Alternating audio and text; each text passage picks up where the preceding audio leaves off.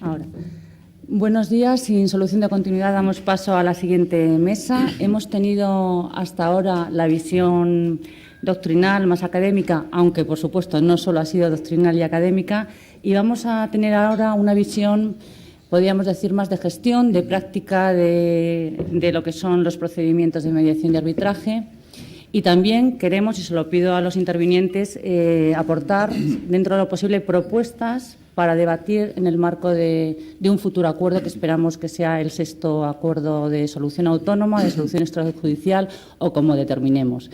Paso a presentarles para que tengan una visión de los intervinientes, aunque algunos de ellos les conocen seguramente, si no a todos. Tengo a mi derecha a Martín Borrego, que es director de Relaciones, es el director de la Fundación SIMA. Pero quiero destacar, de su currículum, que es amplio, su paso por esta casa desde el 2001 hasta el 2009 y por el Departamento de Relaciones Laborales y como responsable de negociación colectiva, para que lo sitúen un poco. Ahora tiene toda la gestión, pero también ha tenido la visión desde la otra parte. Y tengo a mi izquierda a Lorenzo Fernández Franco, que es el director de la Escuela de Especialización de Relaciones Laborales de la Universidad Complutense, y Ana Bernabeu Domínguez, que es una experta consultora, también está en la Escuela de Relaciones Laborales y lleva los trabajos de campo. Ambos absolutamente conocedores desde el punto de vista de la investigación de todos estos temas. Trabajan en ello y además tienen estudios importantes y llevan ya profesionalmente dedicados a ello pues muchos años. Lo voy a dejar aquí para no quitarles a ellos más minutos. Les voy a pedir colaboración, a ver si podemos recuperar, tengan que decir todo lo que tienen que decir, pero recuperar algún minuto, un cuarto de hora, 10 minutos, un cuarto de hora cada uno de ellos, y a ver si podemos llegar a las 12:15 para luego tener el café y poder seguir debatiendo con todos ustedes. Voy a seguir el orden de la mesa, si os parece. Martín. Pues muchísimas gracias. Gracias también por estar aquí estas horas y espero que el café no se enfríe y que no sea por culpa nuestra, que no da la hora en la que estamos, ¿no? O sea, la ponencia que la tienen por escrito, por tanto la pueden leer, y quiero aprovechar estos 10 minutos sobre todo para trasladar ideas y propuestas, ¿no? La ventaja de dirigir una institución como el SIMA es que uno tiene una perspectiva global y una visión global de muchos temas que a veces hay una distorsión entre el texto de una norma o el texto de un acuerdo y la realidad que tenemos todos los días, ¿no? Y esa visión pues también me permite pues el poder contarles principalmente a modo de balance muy rápidamente, pero principalmente en respecto al tema de las propuestas, porque son las que en definitiva van a poder, por así decirlo, generar el debate de mejora, ¿no? Hay un tema que siempre me planteé cuando comencé mi actividad como director de la Fundación, que era centrarme en dos aspectos. El primero era realmente que la mediación y el arbitraje que están pactadas en el acuerdo fueran realmente efectivas, porque la distorsión a veces entre el papel y la realidad es lo que produce a veces, por así decirlo, que las instituciones pues vayan hacia abajo, no vayan hacia arriba, ¿no? En ese tiempo pues he tenido oportunidades de ser, por así decirlo, un observador privilegiado de aproximadamente unos 2.000 expedientes. La Fundación ya lleva gestionados 4.600, 4.700 en estos momentos, y ya tenemos, por así decirlo, una realidad, lo ha mencionado el profesor Del Rey, ya consolidada, ¿no? Pero bueno, hemos conseguido el volumen, tenemos un volumen importante. La Fundación, no quiero dar mucho dato, pero porque están en la ponencia, pero en este periodo, en los últimos 4 años, hemos incrementado la actividad en un 56%. Desde ese punto de vista de volumen, no tenemos problema, tenemos muchos procedimientos que tramitamos habitualmente. Pero claro, tenemos el volumen, ya tenemos la tramitación, y ahora viene un poco la segunda parte, que es la parte de las propuestas, o la parte del qué está pasando. Sí me gustaría centrar en 4 aspectos. Primero, el procedimiento, el papel de los mediadores. En segundo lugar, los tipos de conflicto, muy rápidamente se ha mencionado. El tercero, el tema de las comisiones paritarias, que está encima de la mesa y está en el acuerdo. Y por último, el arbitraje. En cuanto al tema del procedimiento, realmente nosotros tenemos un procedimiento de mediación que está regulado desde el primer acuerdo en el año 96, en el que se establece que los mediadores intervienen en la mediación, hacen propuestas, pero los mediadores desde el minuto 1, desde el año 96, que se firma el acuerdo, y el año 98, que se crea la Fundación, se aprende a mediar mediando, se aprende a mediar de una manera, pues un poco, pues cada uno con su mejor saber y entender va adoptando un modelo de mediación. Por tanto, cada uno le parece que su mediación es, pues por así decirlo, buena y efectiva, y bueno, pues a veces no concuerda. Eso nos lleva a ver que a veces, y sobre todo en la mediación del SIMA, percibimos que no existe un modelo de mediación, no existe un modelo de mediación, que este es el modelo de mediación del SIMA, sino que cada uno tiene el suyo. Eso está muy bien cuando el mediador es mediador único y su mediación es efectiva. Cuando se encuentran con dos mediadores y cada uno tiene un modelo de mediación, la mediación no sirve. Por tanto, es un tema que tenemos que dar especial atención porque este es un poco la esencia. Es decir, el papel del mediador y el trabajo que desarrolla es la esencia del procedimiento, sobre todo cuando tenemos el año pasado un 100% de procedimientos de mediación. Junto a este modelo, que es un modelo de mediación que inicialmente se dirige hacia dos partes, es decir, una parte que es la parte, o sea, es decir, hay una parte que propone el mediador y la otra parte se le notifica para que designe un segundo mediador. Ya da una sensación, por lo menos en algunos casos, sobre todo en el usuario, de que es su mediador, es su parte. Es decir, la parte, yo le he propuesto a este mediador, este es mío. Por tanto, se produce, aunque sea de manera inconsciente, una cierta vinculación efectiva entre el mediador que ha propuesto mi parte y el mediador de la otra. Cuando realmente el mediador lo que tiene que conseguir es un acuerdo entre las dos. No hacerlo, porque si no se convierte en un tercer negociador. Por tanto, hay una reflexión que quiero dejar encima de la mesa, porque esa vinculación en cierta medida existe. Por lo general, las mediaciones en el SIMA son efectivas, los mediadores hacen su trabajo, pero hay que resaltar también que esto a veces no se produce. Y a veces esa mediación no es así. Por ejemplo, mencionaba el profesor del Rey el mediador único por el que apuesta el ASAC. La realidad no es esa, la realidad es que el mediador único se produce muchas veces porque la parte, por así decirlo, no solicitante no designa mediador. En algún caso sí se acepta el mediador, pero a veces la aceptación no es porque el mediador me parezca muy bien, sino porque no hay ningún tipo de posibilidades de acuerdo, ¿no? Y hay un tema ahí que tenemos que mencionar. Segundo tema, la voluntad de las partes. Estos sistemas, si las partes no se los creen, es muy difícil que esto funcione. Podemos tener el mejor mediador, podemos tener, que lo tenemos, el mejor equipo, tenemos un procedimiento, tenemos unas instalaciones, los procedimientos se citan muy rápidamente, pero si las partes no tienen voluntad de solucionar el conflicto, es imposible. Ahí se produce realmente una distorsión entre la fundación que pone al servicio de las partes un sistema y que luego realmente la realidad es que no se produce así porque no hay voluntad de una y a veces de ambas de solucionar el conflicto en ese ámbito, ¿no? Que habrá que dar una vuelta también al tema.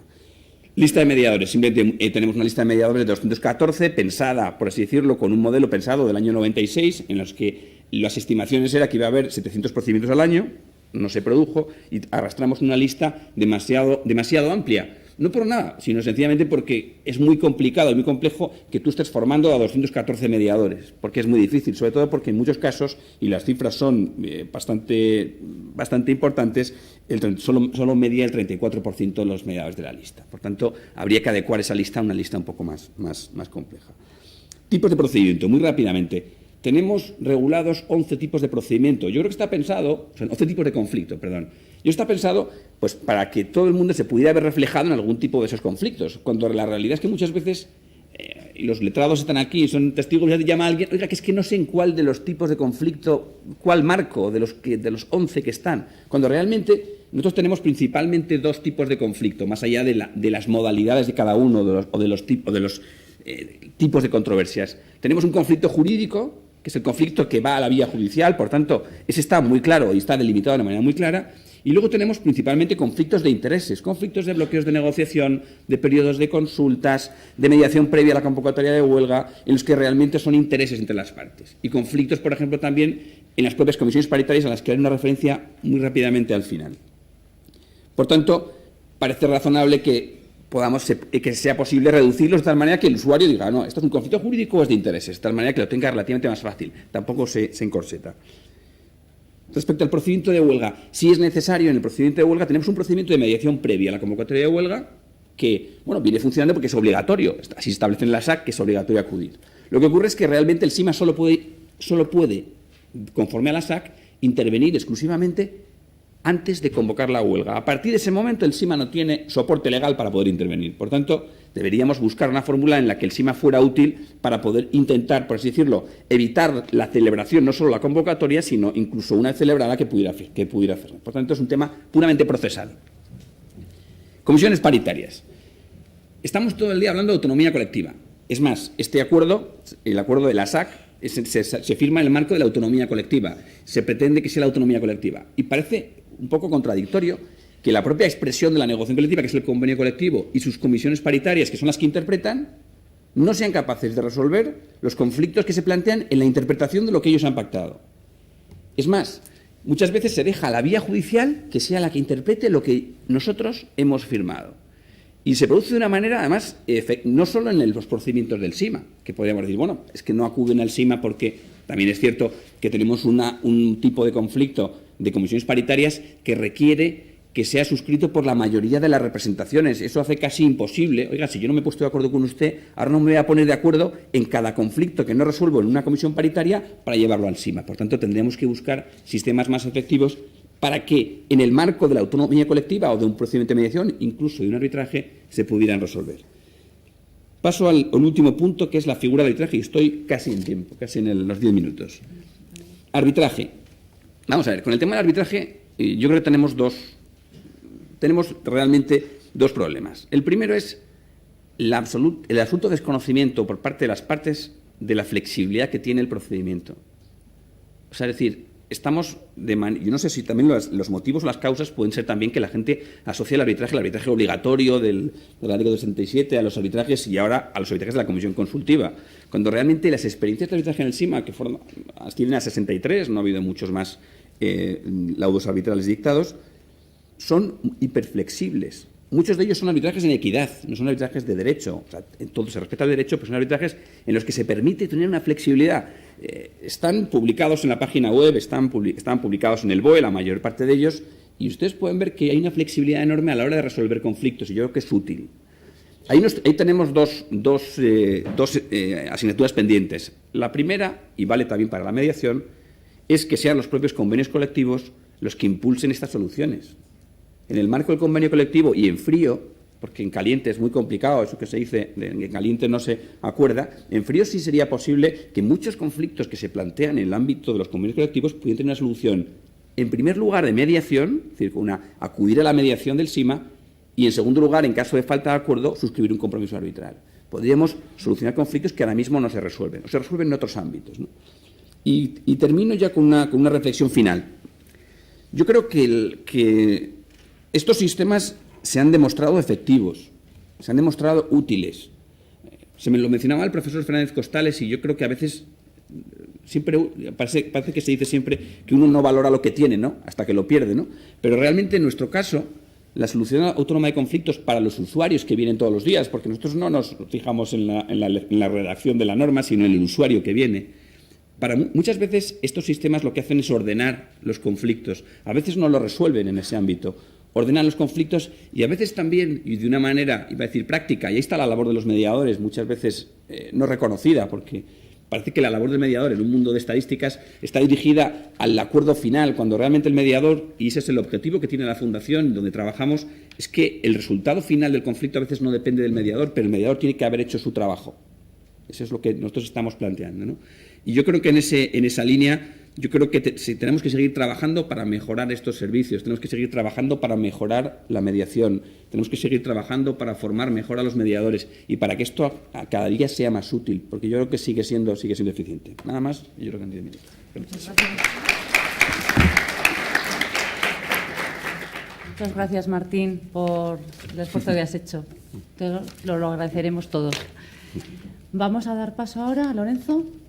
El tiempo que necesites, dentro de un orden, quiero decir, no quiero quitarles a ustedes el que puedan escuchar desde el punto de vista de hombres de gran experiencia, pero, y además me parece, una vez que han aceptado la invitación, pues es de cortesía, si necesitáis el tiempo que tenéis preparado, luego si podéis contribuir, fenomenal, ¿vale? Muchas gracias, Teresa. Muchas gracias también a la COE, CEPIME, por habernos convidado a estas jornadas y por permitirnos el exponer aquí todo un conjunto de reflexiones, de planteamientos que nacen fundamentalmente del encargo que se nos hizo por parte de la Fundación SIMA de hacer un encargo sacado a concurso público, de hacer un estudio, una valoración del quinto ASAC y es en ese contexto en el que nosotros hemos preparado esta reflexión, estos comentarios. Los he preparado con mi compañera Ana Bernabeu y, por tanto, vamos a abordar la cuestión conjuntamente, repartiéndonos el tiempo y jugando cada uno con las potencialidades que tenemos. Es decir, potencialidades en el sentido de que ella es la que coordinó todo el trabajo de campo y la que estuvo en un contacto mucho más directo, pues, con todos los usuarios del SIMA, y eso le permitió la proximidad a la realidad del entorno del quinto ASAC. Y en mi caso, pues nace un poco los comentarios, las reflexiones que voy a hacer, pues va a ser en una mirada, una lectura distinta a la que en parte se está haciendo aquí. Aquí se está haciendo una lectura no exclusiva, evidentemente, en la perspectiva jurídica. En mi caso va a ser una lectura y una perspectiva más desde el punto de vista sociológico. Entonces es esa otra mirada desde el punto de vista científico, la mirada desde el punto de vista de la realidad y una mirada, yo diría que en el contexto del mundo de la empresa, del mundo organizacional. Como la exposición que hemos hecho la hemos trasladado, comunicado por escrito, entonces, teniendo en cuenta que el tiempo del que disponemos es escaso y limitado, voy a recoger telegráficamente casi lo que tenemos presentado ahí en las diapositivas, de tal forma que después, si queda alguna duda, queda alguna reflexión que se derive de los comentarios telegráficos que yo voy a hacer aquí, pues que los podamos retomar, porque escuchando las intervenciones que se han producido esta mañana, creo que van muy al hilo de muchas de ellas y pienso que son bastante complementarias, lo que puede enriquecer los debates y las discusiones que podamos mantener en esta jornada. Hemos estructurado y digo hemos porque lo hemos hecho conjuntamente la compañera Ana y yo, esta presentación siguiendo esos apartados que ustedes pueden ver ahí. Son fundamentalmente 6 apartados. El primero, arrancamos de la presentación del hecho del conflicto colectivo en las relaciones laborales, es decir, partimos de que las relaciones laborales están inmersas, es decir, el conflicto está en el eje de las relaciones laborales, querámoslo o no, está en el eje de cualquier tipo de organización y, por consiguiente, también en el ámbito de la propia empresa. El segundo elemento, en términos de reflexión inicial y de partida, antes de entrar en la evaluación de la SAC, en el que nos hemos fijado, ha sido el contemplar el conflicto más como una oportunidad para las organizaciones, como una amenaza. Es decir, lo que hemos hecho ha sido subrayar los aspectos positivos del conflicto en términos de cambio social, en términos de transformación social, en términos de modificaciones organizacionales que redundan, si son bien gestionados, si son bien administrados, en bien de la organización y, por consiguiente, también en cada una de las partes que conforman, que se integran en esa organización. El tercer elemento de nuestra reflexión lo hemos puesto en el propio en el propio SIMA y la importancia que tiene el SIMA, viendo el SIMA como un punto de encuentro de los agentes sociales, de los empleadores y trabajadores, de la dirección y del resto del personal que desenvuelve toda su actividad en el ámbito de la empresa, en el ámbito de las organizaciones. El cuarto elemento de análisis de nuestra comunicación ya se ha centrado directamente en aproximarnos a lo que es la realidad y el entorno de la Fundación SIMA y en torno a todas las tareas que se han desarrollado en ella, no solamente en el entorno del quinto ASAC, sino un poco antes, por tener también ese elemento comparativo entre el quinto ASAC y el cuarto ASET, y por ver si se puede dar algún tipo de diferencia o no entre uno y otro, y evidentemente que se dan, pero se dan siempre en un sentido positivo. En este apartado nos hemos fijado lo que son los usuarios, los hábitos y los mediadores, los ejes en los que hemos puesto nuestra mirada a la hora de valorar el quinto ASAT. En el quinto apartado hemos hecho una valoración global sobre la mediación laboral y el arbitraje en España, muy telegráficamente, y por último, el último, en términos muy conclusivos y siguiendo esta lectura positiva, y pensando también sea en la renovación del quinto ASAC o en la mejora del mismo, hemos hecho un planteamiento poniendo el punto de vista en la Organización Internacional del Trabajo y en las recomendaciones que de allí nacen, mirando en lo que sería el buen gobierno en el ámbito organizacional, en el ámbito de la empresa. Es decir, hacia dónde debería encaminarse lo que sería la reforma, la apuesta, el desarrollo, la implementación del nuevo acuerdo, la renovación del actual, para mejorar las relaciones laborales y para reducir, dentro de lo que cabe, la conflictividad y que todas las partes se vean beneficiadas por el acuerdo.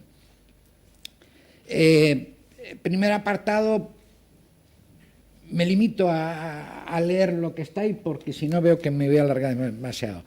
Es decir, arrancando del hecho del conflicto colectivo en las relaciones laborales. Es decir, es reconocer que el conflicto es inherente al devenir organizacional, a las relaciones laborales, y que por consiguiente es inevitable en una economía de mercado, en la economía de mercado en la que nos encontramos. Y yo diría que no solamente es inevitable, sino que es necesario. Es decir, el conformismo, por el mero hecho de quedarse en esa posición, es destructivo. Es decir, no beneficia a ninguna de las partes. Ay, no. Entonces, segundo elemento importante desde el punto de vista de la cultura de la empresa, de la cultura organizacional, arrancando de la inevitabilidad del conflicto. Segundo elemento que nosotros subrayamos es el hecho de la gestión y de la administración del conflicto. Es decir, Salvador, en su exposición, al final ponía el acento en eso y estamos totalmente de acuerdo con él. La importancia que tiene el gestionar y administrar bien los conflictos desde el punto de vista de las relaciones laborales, desde el punto de vista organizacional. Otra cuestión a a considerar en esta perspectiva del conflicto es que nos encontramos ante conflictos de intereses contrapuestos entre empleadores, empleados, entre la dirección y los trabajadores. Y frente a esta situación, la mejor apuesta, sin duda ninguna, es la negociación colectiva. La negociación colectiva, se ha dicho aquí esta mañana, es el mejor espacio para la resolución de los conflictos colectivos. En ese sentido, es en el que se marca lo que sería el quinto ASAC, y se han venido marcando los diferentes acuerdos que bien nos recordaba esta mañana en su primera exposición y presentación Jaime Montalvo. Bien,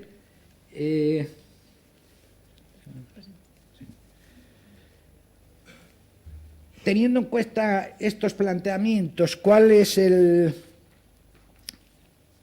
la apuesta y la lectura nuestra en este entorno en el que nos estamos moviendo? Pues sería esa apuesta por la lectura positiva del conflicto, contemplando y viendo el conflicto más como una oportunidad, y una oportunidad en esa línea de la perspectiva de los intereses comunes, es decir, de los intereses de las partes confrontadas. Partiendo de esta idea, la resolución del conflicto debería ir orientada más por las vías cooperativas y de acuerdo, y más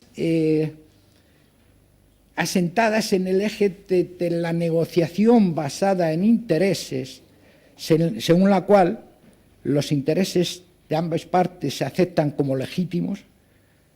La negociación se plantea en términos de resolución en conjunto de problemas y no como un conflicto de ganar o perder. Es decir, el elemento de sacar la resolución del conflicto del planteamiento de ganar o perder es una apuesta importante en términos de esta resolución. Otra cuestión que hemos subrayado ahí es que los intereses de las partes van más allá de compartir los beneficios posibles existentes de la producción, hasta llegar a considerar cómo se pueden incrementar dichos beneficios. Es decir, si las partes contendientes se centran en cómo repartir la tarta del pastel, al final ambas perderán. Sin embargo, si las partes contendientes apuestan por enriquecer el pastel, enriquecer los beneficios mutuos, entonces digamos que estarán haciendo unas apuestas mucho más sostenibles, mucho más duraderas y que beneficiarán a todos.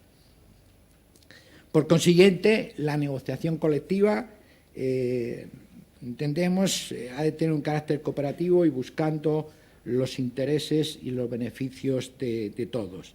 En ese sentido, nos quedamos un poco con esa expresión de rechazar el enfoque tradicional basado en una negociación de carácter posicional, en el que se sobredimensionan los antagonismos de las partes por encima de los intereses comunes y de la conciliación.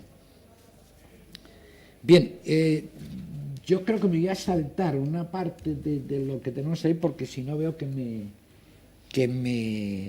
me voy de tiempo y casi le paso la palabra a mi compañera Ana para que ya directamente entre a contar cómo desarrollamos la investigación, la evaluación de la puesta en marcha del quinto ASAC, sabiendo que el resto de las cuestiones que ahí las teníamos para ver con un poco más de detención, pues ustedes las van a poder ver y analizar en la comunicación escrita que les hemos presentado.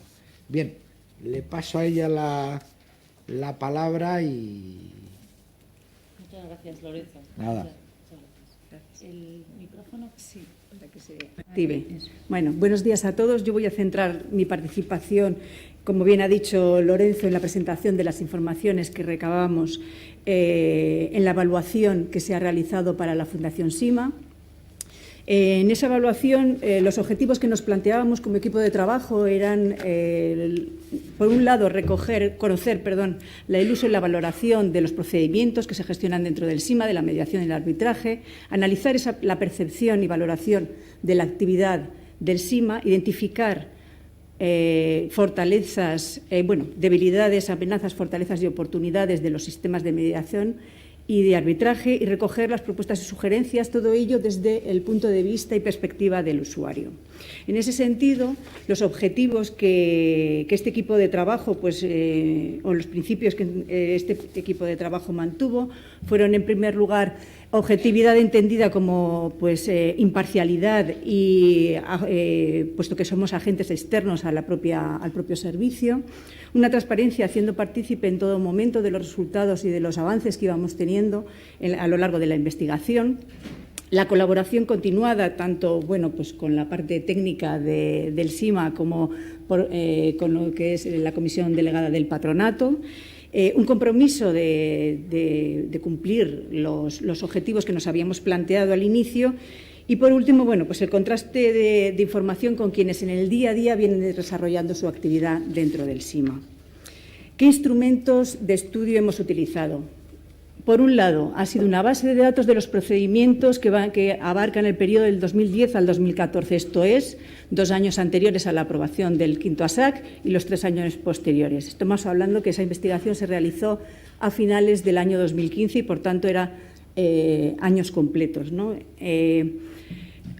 Otro de los instrumentos fueron unas entrevistas que realizamos tanto al director del SIMA como a los letrados, que eso nos permitió, por un lado, acercarnos a la realidad del propio servicio como tal, cómo plantear las futuras hipótesis de trabajo con las que íbamos a trabajar y construir los instrumentos que aplicamos para conocer las opiniones de los usuarios. Esto es, por un lado, se elaboró un cuestionario que se difundió gracias a la colaboración del SIMA entre todos los usuarios que tenían registrados dentro de su base de datos y, por otro lado, unas mesas de trabajo que centramos, en 2 perfiles. Por una parte, usuarios, intentando siempre que hubiera una representación tanto de representantes de empresa como representantes sindicales, de los sectores que más y que menos acuden al SIMA para conocer un poquito esas fortalezas y debilidades.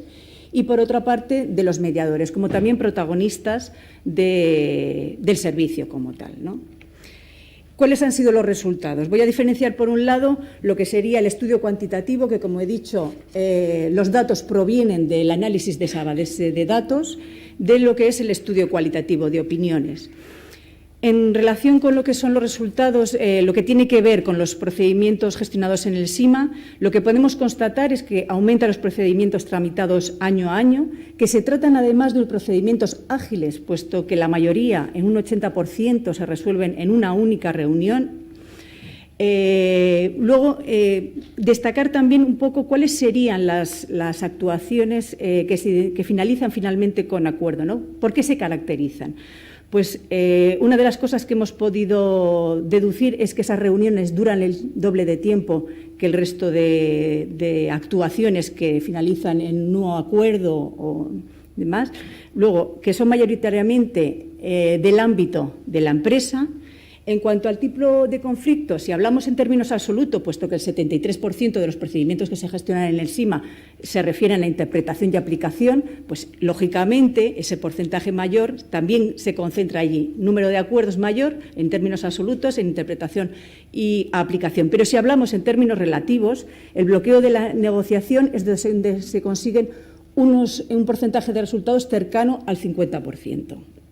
Las materias más frecuentes Por un lado, o en primer lugar, los salarios, que prácticamente han sido el 36% de todos los procedimientos que se han gestionado durante ese periodo 2010-2014, y a continuación le seguiría reestructuración, con un 21%.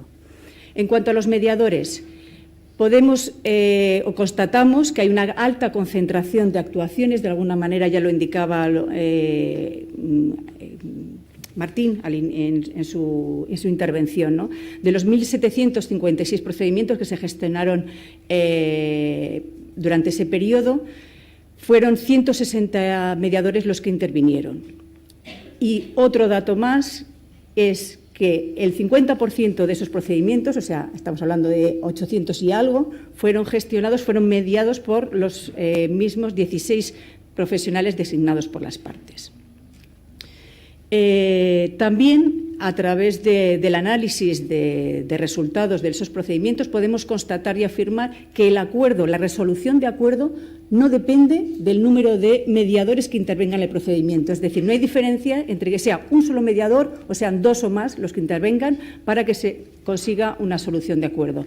Y otro dato más es que también es independiente, no se puede establecer una relación directa entre el número de procedimientos que gestiona un mediador y que se logre más fácilmente ese acuerdo. Eso quiere decir, de alguna forma, que el acuerdo no depende tan solo del propio mediador, sino que depende en muchos casos de la voluntad de las partes, de las habilidades también del mediador, y es algo que también, bueno, pues que sería preciso poder incidir en ello, ¿no?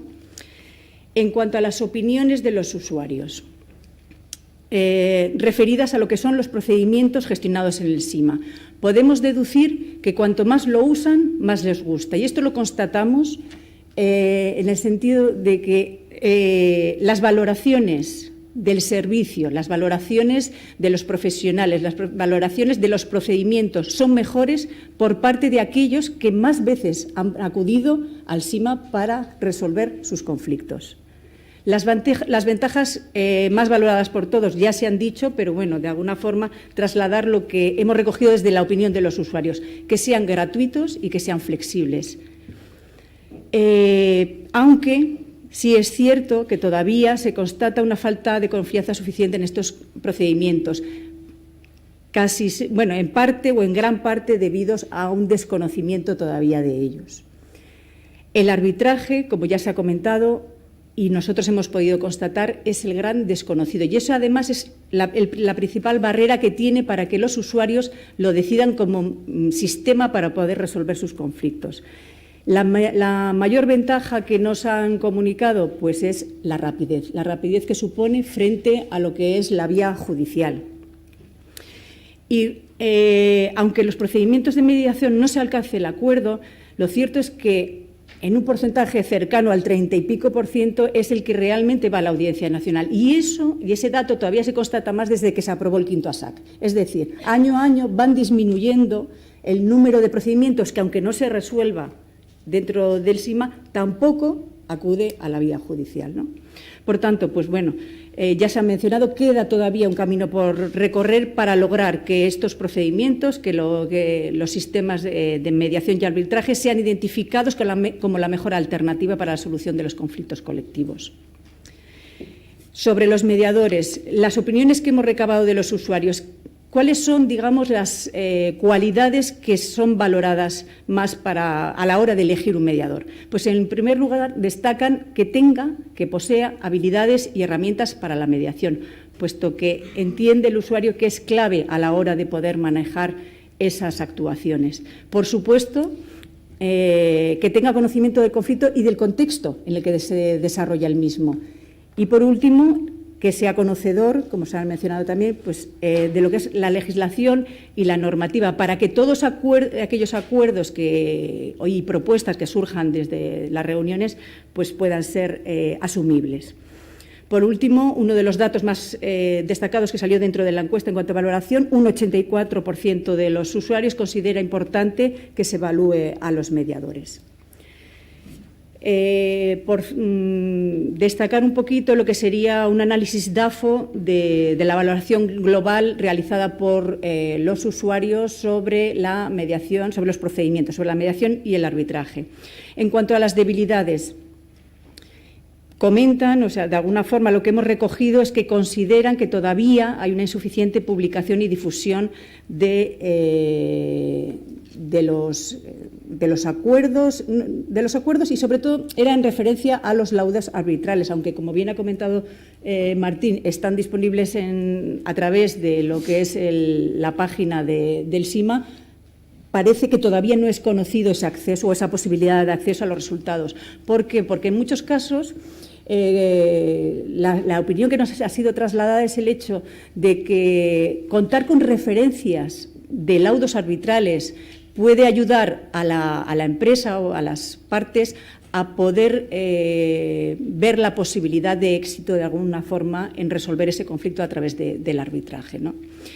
Luego, la segunda debilidad que señala es una escasa información previa. Ese tipo de debilidad la hemos recogido tanto de mediadores, pero también de usuarios, porque consideran que es importante poder trasladar, hacer un ejercicio, digamos, anterior a la reunión de mediación, de poder aportar toda aquella información relevante de cara a una mejor o más posible solución del conflicto. El hecho de que sea obligatorio pero sin sanción parece ser que es una también de las debilidades, y también el hecho de que se perciba en muchas ocasiones como un mero trámite. En cuanto a las fortalezas, pues algunas de las que ya estamos insistiendo a lo largo de la mañana, el hecho de que son procedimientos gratuitos, que son flexibles y son ágiles, son de las más valoradas, que mejora y desbloquea la comunicación. De hecho, pues constatábamos que es muy eficaz en esos casos. La eficacia y el valor que tienen esos acuerdos de cara a las partes, y el hecho de proporcionar un espacio neutral. Salir del espacio de la negociación en el ámbito de la empresa para encontrarse en un espacio diferente, a veces, en ocasiones, es favorecedor de una perspectiva diferente, ¿no?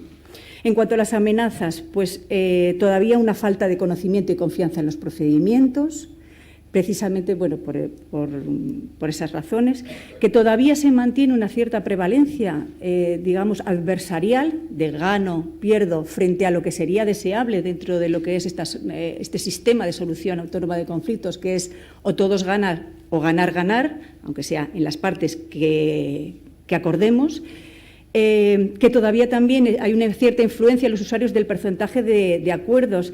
Digamos que aunque los sistemas de mediación tienen como consecuencia, digamos, más visible es el número de acuerdos, pero muchas veces tienen otra serie de consecuencias, como es la mejora de la comunicación entre las partes, el hecho de que los conflictos no siempre se resuelven o en ocasiones a lo mejor ha sido tan influyente que no han llegado ya los siguientes al SIMA, sino que se han mejorado la posibilidad de acuerdo dentro ya de la empresa.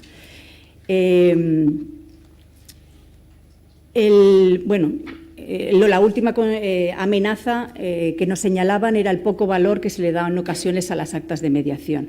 Por terminar con las oportunidades de cara al futuro, el hecho constatado de que disminuyan el recurso a la vía judicial, que poco a poco, de forma lenta pero continuada, hay un incremento del conocimiento de estos sistemas, y yo creo que también se abre ahí una oportunidad clara.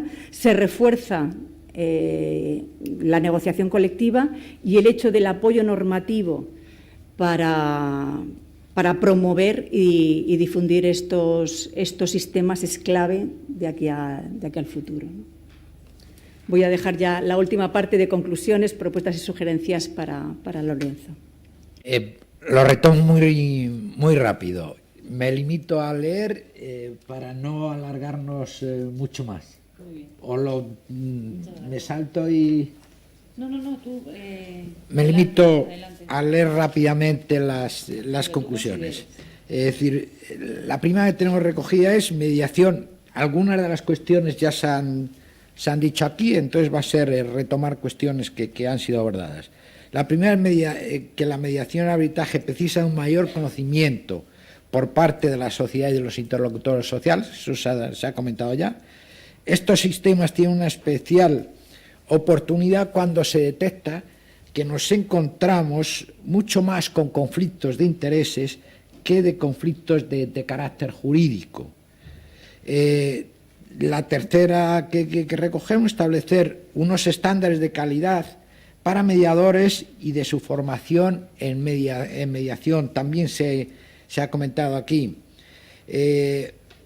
A continuación, favorecer la posibilidad de nuevas reuniones aumenta la resolución con acuerdo entre las partes, es decir, que cuanto más diálogo, más posibilidades surgen de que se llegue a un buen acuerdo.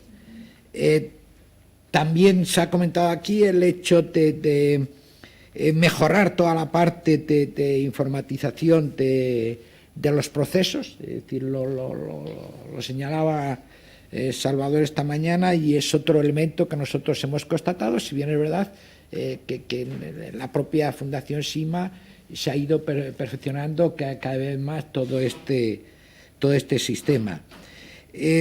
También esto es algo que hemos discutido algunas veces y estamos en reflexiones conjuntas con Martín y con la Fundación en este proceso que hemos establecido para poder llevar a cabo la evaluación, que es todo un reto, pero ahí queda, que es el establecer un sistema de indicadores que permita cuantificar el coste de los conflictos. Es decir, cuál es el coste para las partes, pero los costes también para la propia sociedad. Otra de las conclusiones es revisar la clasificación de los procedimientos, es decir, toda esa clasificación que se hace para que lo que se clasifique esté mucho más próximo a la realidad de los hechos, y que las tipificaciones que no desvirtúen la propia realidad. Y otro elemento que nos ha parecido también fundamental en términos conclusivos es que las organizaciones empresariales y sindicales deben seguir siendo los principales promotores de este sistema. Es decir, nuevamente insistimos en el eje de lo que es la negociación colectiva, que incluso, aunque el legislador, digamos, ha querido intervenir ahí, los agentes sociales han hecho una apuesta clara y han dejado incluso al margen algunos de los elementos favorables que les ofrecía el legislador. Y por último, recoger esa propuesta de cara al futuro del buen gobierno, tal y como está planteada en la Organización Internacional del Trabajo, y cuáles son los elementos de esa que habría que contemplar esa propuesta. Me limito a leerlos sin comentarlos porque no tenemos tiempo para más.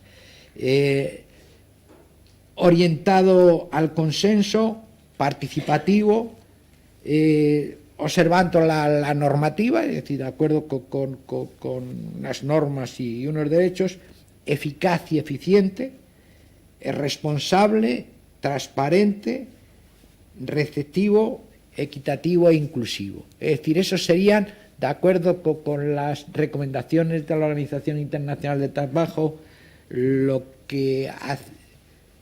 elementos orientadores del buen gobierno en el ámbito de la negociación colectiva, en el ámbito de la resolución de conflictos. Muchas gracias.